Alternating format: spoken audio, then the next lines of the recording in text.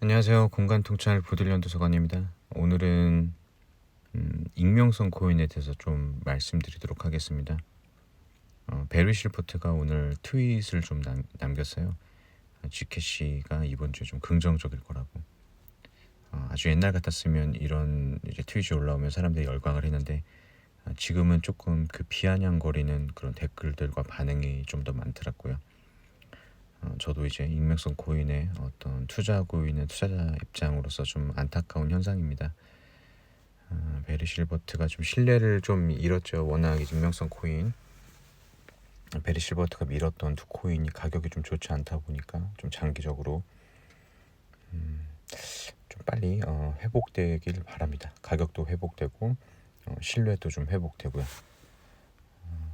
오늘은 제가 익명성 코인에 대해서 올렸던 글이 있는데 요거를 조금 좀 설명드리도록 하겠습니다. 2021년 11월 9일이고요. 호라이젠 GKC 익명성 코인의 미래라는 제목으로 글을 올렸습니다. 이때는 제가 조금 익명성 코인에 좀 꽂혔던 시기였기 때문에 좀 긍정적인 어떤 그런 글들입니다. 인터넷의 시대는 다음과 같이 정의할 수 있다. 복사가 가능한 단순 정보의 공유 시대. 블록체인의 시대는 다음과 같이 정의할 수 있다. 복사가 불가능한 신뢰도가 높은 가치의 공유 시대. 정보와 가치 공유하는 내용이 좀 다르죠. 블록체인이 인터넷보다 진보한 개념이긴 하지만 공유 체계라는 점은 동일하다. 따라서 인터넷 시대의 흐름을 보면 블록체인의 미래를 엿볼 수 있다. 인터넷 시대는 HTTP에서 보안성이 강화된 HTTPS로 변화하고 있다. 구글은 보안성이 강화된 HTTPS 사이트의 검색 순위나 검색 최적화에 유리한 가산점을 주면서 HTTPS를 권고하고 있다. 그 차이점을 이 그림이 좀 비교해주고 있는데요. 그림을 보면 HTTP에서는 해커들이 설정된 비번을 그대로 볼 수 있는 반면 ABC123이라는 비밀번호를 그대로 볼 수 있죠. HTTPS에서는 비번이 다른 값으로 암호화 감춰져 있기 때문에 해커들이 볼 수가 없습니다. 사전적 의미를 한번 다시 말씀을 드리면 HTTP는 하이퍼텍스트 전송 프로토콜의 즉 하이퍼텍스트 트랜스퍼 프로토콜의 약자입니다. 서로 다른 시스템들 사이에서 통신을 주고받게 해주는 가장 기초적인 프로토콜인데요. 여러분이 웹 서핑을 할 때 서버에서 여러분의 브라우저로 데이터를 전송해주는 용도로 가장 많이 사용됩니다. 다음은 HTTPS는 하이퍼텍스트 전송 프로토콜 보안, 즉 하이퍼텍스트 트랜스퍼 프로토콜 시큐어의 약자입니다. 일반 HTTP 프로토콜의 문제점은 서버에서부터 브라우저로 전송되는 정보가 암호화되지 않는다는 것이었는데요. 이 말은 즉 데이터가 쉽게 도난당할 수 있다는 것입니다. HTTPS 프로토콜은 SSL, 즉 보안 소켓 계층을 사용함으로써 이 문제를 해결했습니다. SSL은 서버와 브라우저 사이에 안전하게 암호화된 연결을 만들 수 있게 도와주고 서버 브라우저가 민감한 정보를 주고받을 때 이것이 도난당한다는 것을 막아줍니다. 인터넷의 흐름처럼 블록체인도 정보가 오픈된 비트코인, 이더리움뿐만 아니라 익명성과 보안성이 강화된 지캐시 호라이즌 코인의 가치가 높아질 어떤 그런 시기가 올 것입니다. 조금 직관적으로 좀 간단하게 설명드리면 오픈형 가치 저장의 수단이 이제 비트코인이고요. 익명성 가치 저장의 수단이 지캐시입니다. 그리고 오픈형 스마트 계약 앱 NFT 확장성 코인이 이더리움이고 익명성 스마트 계약 앱 NFT 확장성 코인이 이제 호라이즌이라고 할 수 있습니다. 그래서 비트코인하고 지캐시가 좀 닮았고요. 그러니까 비트코인 앱 플러스 익명성 기능을 추가한 것이 이제 지캐시고 이더리움에 익명성 기능을 추가한 것이 호라이즌이라고 좀 이렇게 직관적으로 보셔도 무방할 것 같습니다. 기원전 100년 자신과 로마를 적들로부터 지키기 위해 메시지의 암호를 사용했던 카이사르.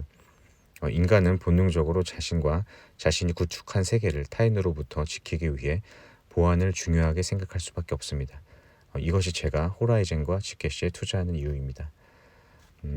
사실 익명성 코인은 좀 투자 난이도가 좀 있기 때문에 좀 매도 권유하기는 좀 어렵고요. 제 개인적인 투자 아이디어의 기록입니다. 얼마 전에 이제 그 오태민 작가님 유튜브 영상에 댓글을 제가 좀 남겼어요. 익명성 코인을 어떻게 보시는지. 저랑 좀 비슷한 질문을 가졌던 다른 분들께서도 좀 대댓글을 달아주셔가지고 그 이후에 이제 오태민 작가님이 익명성 코인에 대해서 좀 언급을 하셨는데 어떤 기능적으로는 좀 유효하긴 하다 익명성 코인이. 그렇지만 본인한테 투자하라고 하면 좀 고민이 되겠다. 투자의 가치로서는 조금 망설여진다. 이렇게 좀 말씀을 하셨던 걸로 기억이 납니다. 그만큼 익명성 코인은 조금 누군가에게 권유하기는 좀 쉽지 않은 그런 불확실성이 좀 있는 코인이라고 생각이 됩니다. 저는 이제 이 당시 2021년 10월, 11월에는 이제 익명성 코인을 많이 꽂혀 있었고, 베리 실버트가 익명성 코인 하나당 나중에 비트코인처럼 이제 뭐 7천만 원, 8천만 원 간다고 했을 때 이제 그 말을 좀 많이 신뢰를 했었어요. 그렇지만 지금은 이제 좀 비트코이너가 가면서 비트코인의 어떤 그 가치를 더 이제 인정을 하고 거의 포트를 비트코인으로 다 정리를 했습니다. 지금 그 알트코인 다 정리하고요. 비트코인이 거의 몰빵 수준이고 이 익명성 코인 바이낸스에 이제 호라이즌하고 지켓이 좀 가지고 있는데 사실 좀 물려서 지금 존버하고 있는 측면이 좀 큽니다. 그렇지만 한 가지 이제 조금 제가 다른 알트코인하고 좀 이게 좀 바라보는 게 좀 다른 게 지켓시하고 호라이즌은 비트코인하고 전혀 다른 알트코인을 만든 게 아니고 비트코인을 그대로 조금 추종해서 비트코인이 가지고 있는 단점을 보완하고자 그런 이제 목표로 만든 코인이거든요. 그래서 비트코인처럼 이제 발행량도 2,100만 개고요.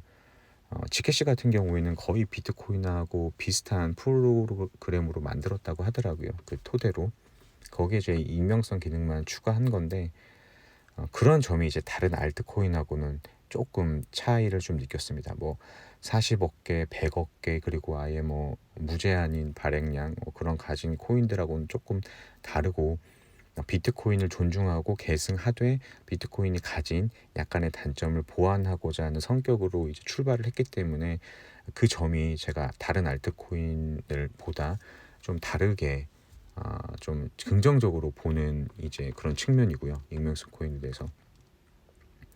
그리고 베리 실버트가 본인들이 가지고 있는 그레이스케일 자산 운용사에서 비트코인, 이더리움 다음으로 많이 갖고 있는 그런 알트코인이기도 한 점. 베리 실버트가 좀 지금 신뢰를 좀 많이 잃긴 했지만 그래도 미국에서 그레이스케일이나 뭐 코인데스크나 여러 가지 코인 관련된 자회사들을 거느리면서 큰 사업을 하고 있는 사람인데 그래도 다른 사람보다는 좀 보는 감각이 있겠죠. 그래서 그 두 가지 측면, 비트코인을 추종했다. 그리고 베리 실버트가 그래도 아직까지 계속 그레이스케일 자산운용이 밀고 있다. 이 두 가지는 좀 이제 장점이라고 보여주고요. 그 다음에 조금 이제 제가 이 코인 쪽을 좀 공부를 하면서 느끼고 있는 불확실성, 단점으로는 이제 총 세 가지가 있는데 첫째는 지금 이제 아까 HTTP와 HTTPS의 어떤 차이점에 대해서 설명을 드렸는데 지금 사실 비트코인, 그러니까 오픈형 가치 저장의 수단인 디지털 화폐인 비트코인조차도 시장에서 제대로 받아들여지고 있지 않거든요. 일반 시장에서 대중들은 비트코인조차도 아직 제대로 좀 이해해서 받아들이고 있지 않습니다. 그런 상황인데 과연 여기에서 한 단계 더 나아가서 보안 기능이 강화된, 익명성 프라이버시가 강화된 HTTPS에 해당되는 이 익명성 코인을 사람들이 언제 이제 조금 가치를 인정하게 될 것인가, 시장에 수용성이 있을 것인가, 그 시기가 조금 불투명하다는 점, 그 점이 이제 한 가지 이제 좀 단점이고요. 두 번째는 비트코인하고 이더리움이 이런 완전하게 공개되는 오픈형 이런 단점들이 좀 있는데 거래가 다 오픈되다 보니까 이것들을 이제 자기들 스스로가 이 문제점을 해결한다고 하면 사실 익명성 코인 지켓시하고 호라이즌이 뭐 별도로 따로 필요하지 않을 수도 있거든요. 그게 두 번째 이제 좀 불확실성 단점이고요.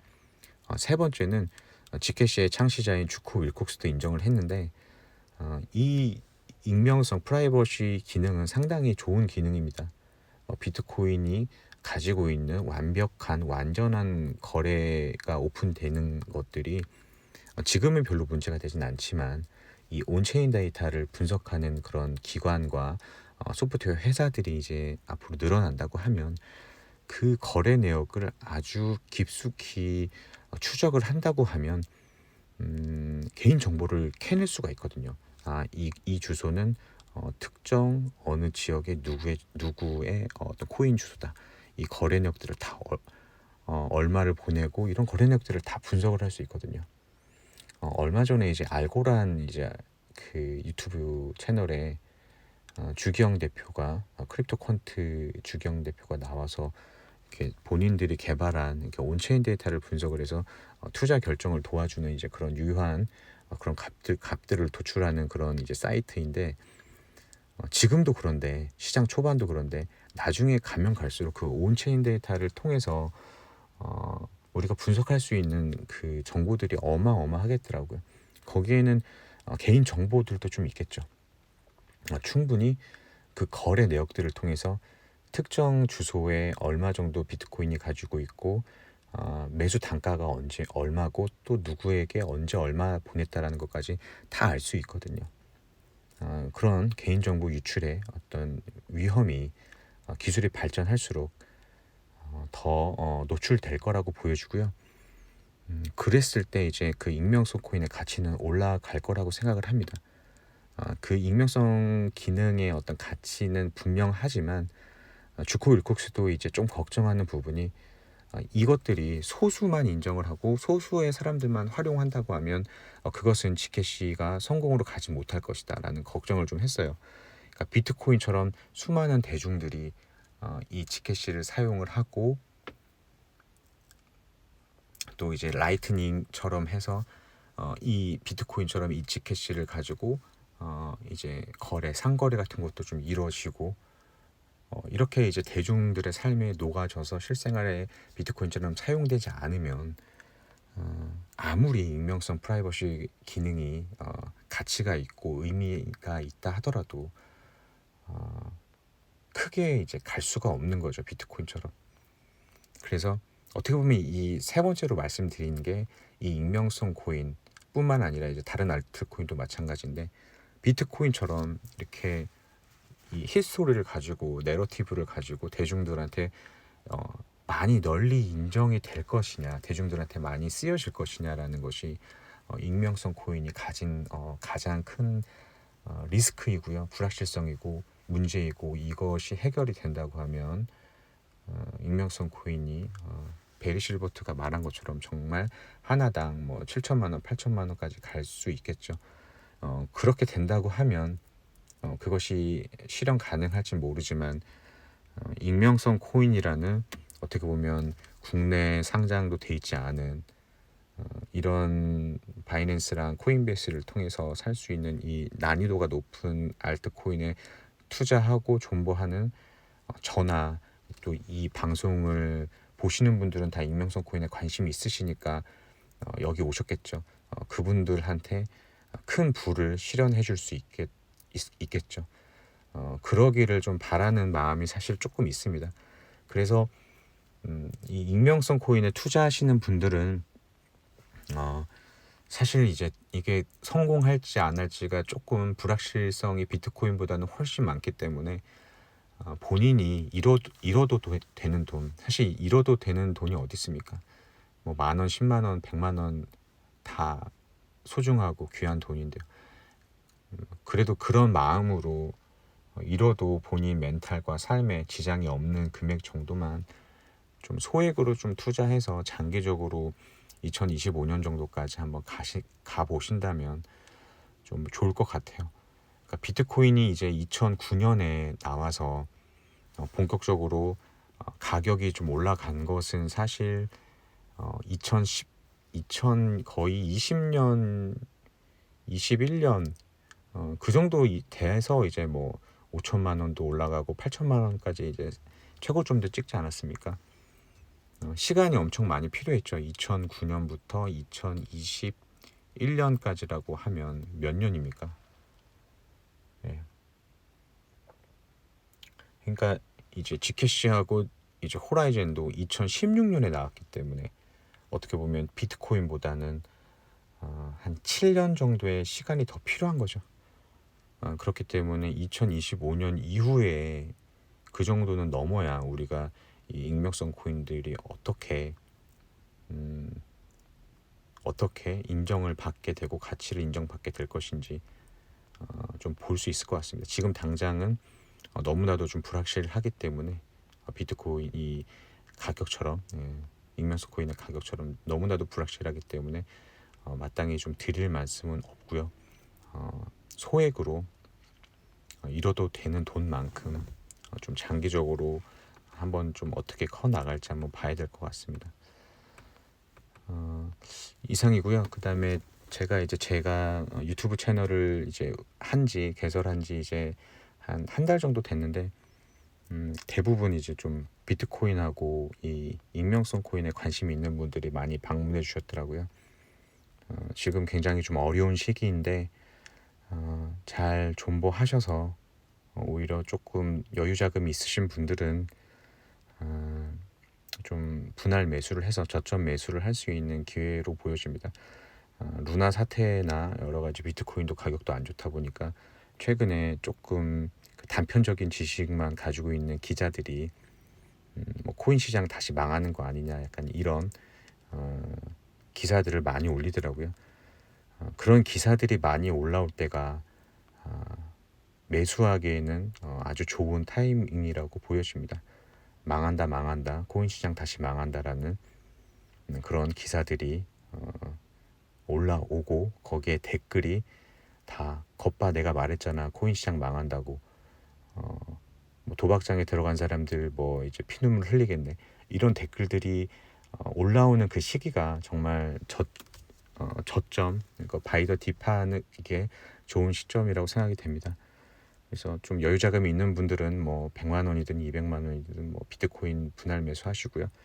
없으신 분들은 이런 어떤 그 경험, 고통들을 잘 이겨내시고 이런 경험들을 몸속에 잘 기억을 해 두셨다가 잘 새겨 놓으셨다가 우리의 어떤 그 힘으로 우리 좋은 경험으로 쌓아서 앞으로 계속 더 존버할 수 있는 어떤 그런 원동력이 되었으면 합니다. 이 고통들이 정말 장기 투자가 자기의 어떤 장기를 꺼내놓고 하는 투자인 것 같습니다. 여러 이제 좀 투자자들이 말씀을 해주셨지만 그런 고통을 겪어야지 우리에게 어떤 그 투자의 성공이 주어지는 것 같습니다. 다 성투하시고요. 방송 시청해 주셔서 감사합니다. 안녕히 계세요.